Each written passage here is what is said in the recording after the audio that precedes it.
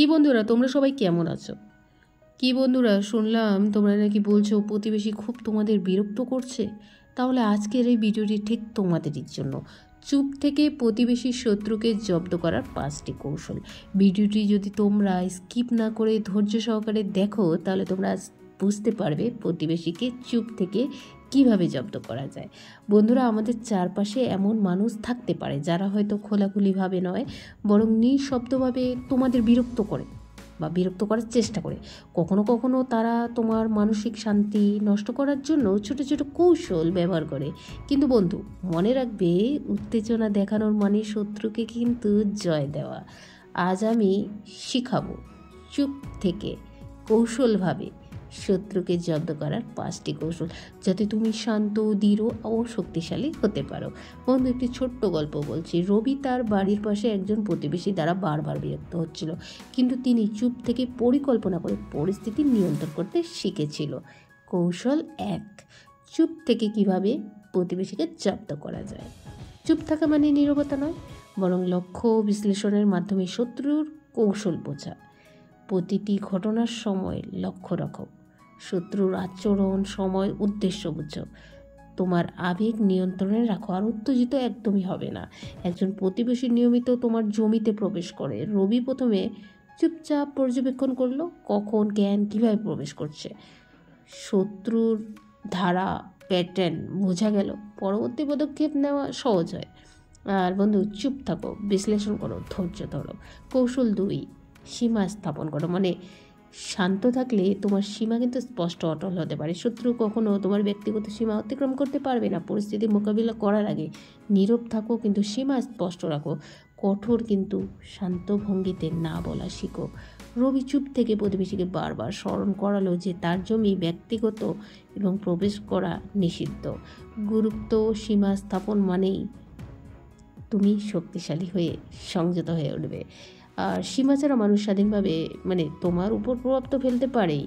আর কৌশল 3, চুপ থেকে শত্রুর মনস্তাত্ত্বিক ভুলগুলি ধরো। নীরব থাকা মানে শক্তি প্রদর্শন। শত্রুর ভুলের দিকে নজর দাও এবং ধীরে ধীরে তার আচরণ বিশ্লেষণ করো।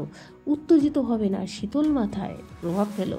প্রতিবেশী রাহুল বারবার বিরক্ত হচ্ছিল, রাহুল চুপ থেকেছিল, সব কর্মকাণ্ড লক্ষ্য করলো। পরবর্তী সময়ে সে কিন্তু নিজের ভুল প্রতিবেশী বুঝতে পারল। প্রভাব শক্তিশালী অসুস্থ, প্রভাবই শক্তিশালী অস্ত্র। কেউ তোমাকে উত্তেজিত জয়ী হতে পারবে না। আর চুপ থাকার সাথে সাথে নিজের আত্মবিশ্বাসকেও বাড়িয়ে তোলো।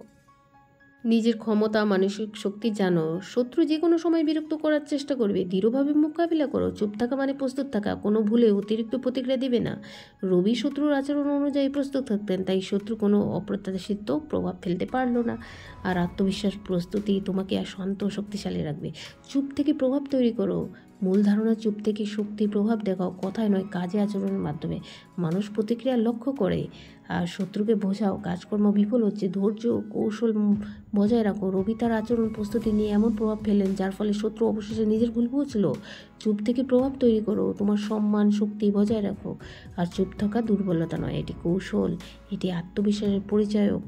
তোমাকে 5টি কৌশল মনে রাখতে হবে। বিশ্লেষণ করো, সীমা স্থাপন করো, মনস্তাত্ত্বিক প্রভাব ব্যবহার করো, আত্মবিশ্বাস, প্রস্তুতি বজায় রাখো, চুপ থেকে প্রভাব তৈরি করো, নিজের মান রক্ষা করো। শান্ত থাকো কিন্তু প্রভাবশালী হও।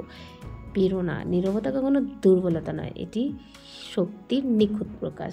চুপ থাকা কোনো দুর্বলতা নয়, বরং এটি কৌশল, শক্তি, আত্মবিশ্বাসের নিখুঁত। আর 5টি কৌশল তো মনে রাখো, যে বিশ্লেষণ করো, শত্রুর আচরণ, উদ্দেশ্য বুঝো।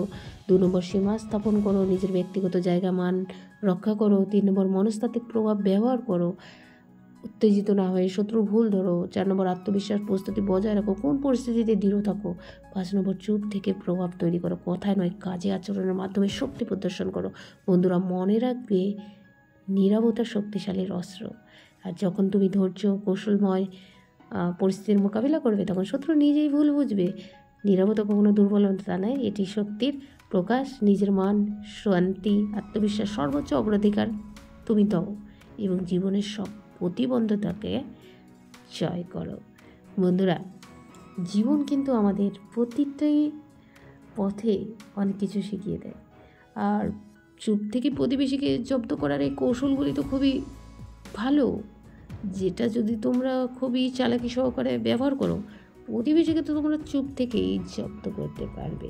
আর চারিপাশে প্রতিবেশী তো হচ্ছেই আমাদের শত্রু, আমাদের ভালো জিনিস দেখতেই পারে না।